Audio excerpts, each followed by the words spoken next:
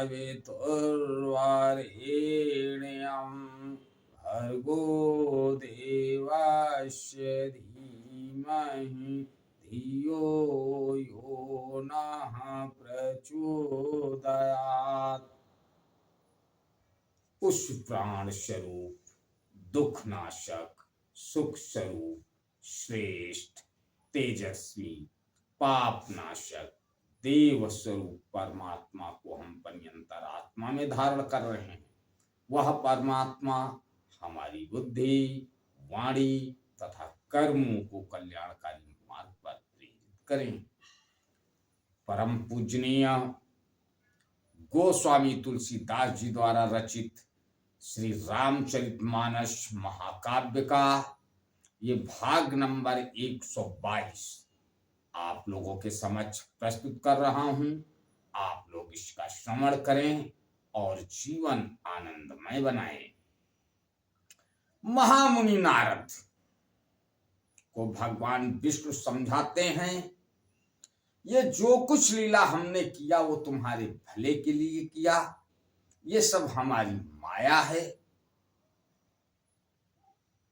तो महामुनि नारद को बहुत अफसोस होता है जो भगवान विष्णु को उन्होंने श्राप दिया इसके लिए।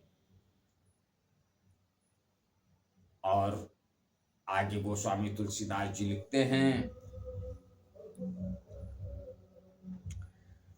बहुविधि मुनि प्रबोधि प्रभु तब भये अंतर ध्यान सत्यलोक नारद चले करत राम गुणगान। बहुत प्रकार से मुनि को समझा बुझाकर ढांढस देकर तब प्रभु अंतर ध्यान हो गए और नारद जी श्री रामचंद्र जी के गुणों का गान करते हुए सत्यलोक यानी ब्रह्मलोक को चले। हर गण मुनि जात पथ देखी विगत मोह मन हर सविसेखी। अति सभीत नारद पहियाए नहीं पद आरत बचन सुनाए।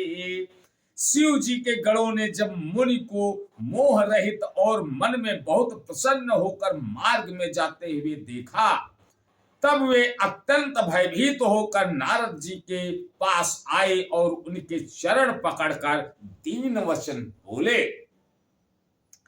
हरि गण हमना विप्र मुनिराया बड़े अपराध कीन फल पाया। श्राप अनुग्रह करहु कृपाला बोले नारद दीन दयाला। हे मुनिराज, हम ब्राह्मण नहीं हैं, शिव जी के गण हैं। हमने बड़ा अपराध किया है जिसका फल हमने पा लिया है। हे कृपालु, अब साप दूर करने की कृपा कीजिए। दोनों पर दया करने वाले नारद जी ने कहा, निश्चर जाई हो तुम दो वैभव विपुल तेज बल हो।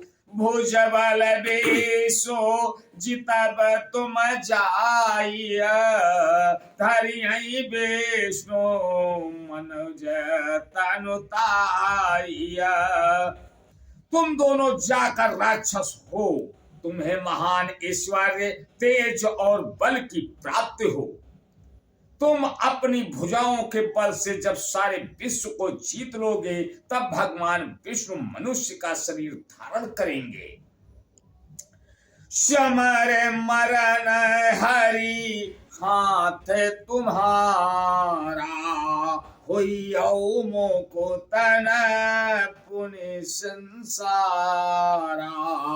चले जुगुल मुनि पद शिर नाई, भय निशाचर कालहि पाई। युद्ध में श्री हरि के हाथ से तुम्हारी मृत्यु होगी, जिससे तुम मुक्त हो जाओगे और फिर संसार में जन्म नहीं लोगे। वे दोनों मुनि के चरणों में सिर नवाकर चले और समय पाकर राक्षस हुए। एक कल्प यही हेतु प्रभु लीन मनुज अवतार, सुर रंजन संजन सुखद हरिभंजन भुवि भार। देवताओं को प्रसन्न करने वाले, सज्जनों को सुख देने वाले और पृथ्वी का भार हरण करने वाले भगवान ने एक कल्प में इसी कारण मनुष्य का अवतार लिया। आज बस यहीं तक, आगे का अगले भाग में। तब तक के लिए जय श्री राम। ओ